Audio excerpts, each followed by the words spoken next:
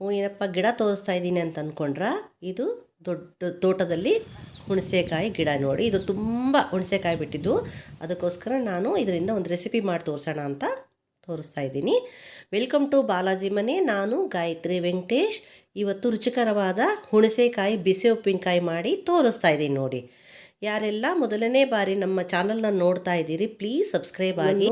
ನೋಡ್ತಾ ಇರುವ ವೀಕ್ಷಕರಿಗೆಲ್ಲರಿಗೂ ತುಂಬ ಧನ್ಯವಾದಗಳು. ತೋಟದಿಂದ ಹುಣಸೆಕಾಯಿ ಮತ್ತು ನೆಲ್ಲಿಕಾಯಿ ಎರಡೂ ತಂದು ಕೊಟ್ಟಿದ್ದಾರೆ.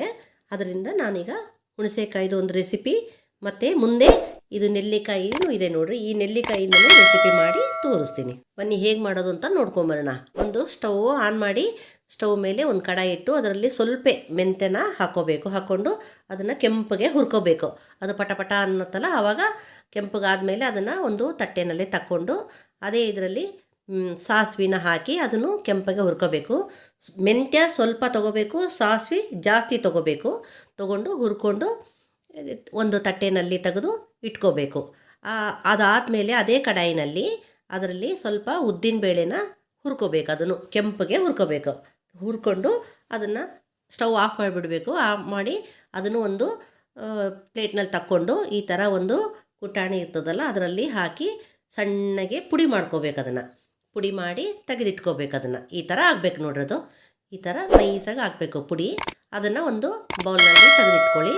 ಅದಾದಮೇಲೆ ಅದೇ ಇದರಲ್ಲಿ ನಾವು ಸಾಸಿವೆ ಮತ್ತು ಮೆಂತ್ಯ ಹುರ್ಕೊಂಡಿದ್ವಲ್ಲ ಅದನ್ನು ಹಾಕಿ ಸಣ್ಣ ಕುಟ್ಟಿ ಇಟ್ಕೋಬೇಕು. ಅದನ್ನು ಪೌಡ್ರ್ ಮಾಡಿಕೊಂಡು ಇಟ್ಕೊಳ್ಳಿ. ಅದನ್ನು ಆಮೇಲೆ ಈ ಥರ ಆಗಬೇಕು ನೋಡ್ರಿ. ಅದು ಪೌಡ್ರು ಈ ಥರ ಸಣ್ಣಗೆ ಆಗಬೇಕು.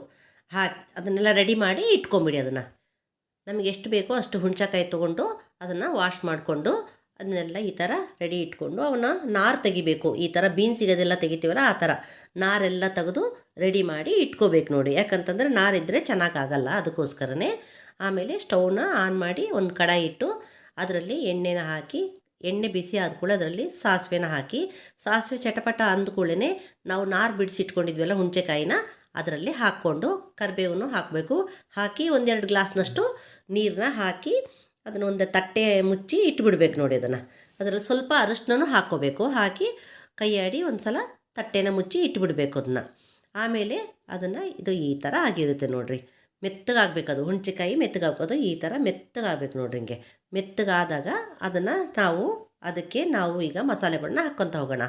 ಖಾರ ಪುಡಿ, ರುಚಿಗೆ ತಕ್ಕಷ್ಟು ಉಪ್ಪು ಮತ್ತು ಹುಳಿ ಇರ್ತದಲ್ಲ ಹುಣಸೆಕಾಯಿ, ಅದಕ್ಕೋಸ್ಕರ ಸ್ವಲ್ಪ ಜಾಸ್ತಿನೇ ಬೆಲ್ಲನ ಹಾಕ್ತಾಯಿದ್ದೀನಿ. ಆಮೇಲೆ ಅದಕ್ಕೆ ಸ್ವಲ್ಪ ಇಂಗು, ನಾವು ಪುಡಿ ಮಾಡಿ ಇಟ್ಕೊಂಡಿದ್ವಲ್ಲ ಸಾಸಿವೆ ಮೆಂತ್ಯ ಇದ್ರದ್ದು ಅದರದ್ದು ಪುಡಿ ಹಾಕಿ ಇದನ್ನು ಒಂದು ಸಲ ಚೆನ್ನಾಗಿ ಕೈ ಆಡ್ಕೊಂಡು ಒಂದು ಪ್ಲೇಟ್ನ ಮುಚ್ಚಿಬಿಡ್ಬೇಕು ಇದಕ್ಕೆ. ಯಾಕೆಂತಂದ್ರೆ ಅದೆಲ್ಲ ಹೊಂದ್ಕೋಬೇಕಲ್ಲ, ಅದಕ್ಕೋಸ್ಕರನೇ. ಈಗ ನೋಡಿ ಇದು ಎಲ್ಲ ಬೆಲ್ಲ ಅದೆಲ್ಲ ಹಾಕಿದ್ವಲ್ಲ ಎಲ್ಲ ಕರಗಿ ಎಲ್ಲ ಚೆನ್ನಾಗಿ ಹೊಂದ್ಕೊಂಡಿದೆ ನೋಡ್ರಿ. ಇದು ಈ ಥರ ಲಿಕ್ವಿಡ್ನಾಗೆ ಆಗುತ್ತೆ. ಆ ಟೈಮ್ನಲ್ಲಿ ನಾವು ಹುರಿದಿಟ್ಕೊಂಡಿದ್ವಲ್ಲ ಉದ್ದಿನಬೇಳೆ ಪುಡಿನ ಅದನ್ನು ಹಾಕ್ಕೋಬೇಕೀಗ.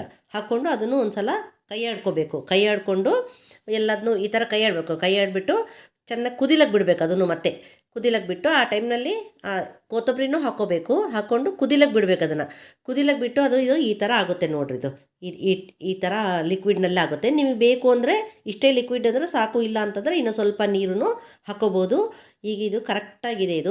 ಈಗ ಈ ಟೈಮ್ನಲ್ಲಿ ನೀವು ಉಪ್ಪು ಖಾರ ಹುಳಿ ಏನನ್ನ ಸ್ವಲ್ಪ ನೋಡ್ಕೊಳ್ಳಿ.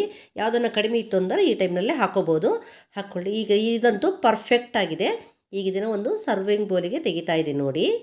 ಈ ವಿಡಿಯೋ ಇಷ್ಟವಾದಲ್ಲಿ ಲೈಕ್ ಮಾಡಿ, ಶೇರ್ ಮಾಡಿ. ಹೆಚ್ಚಿನ ವಿಡಿಯೋಗಳಿಗಾಗಿ ನಮ್ಮ ಚಾನಲನ್ನು ಸಬ್ಸ್ಕ್ರೈಬ್ ಆಗಿ.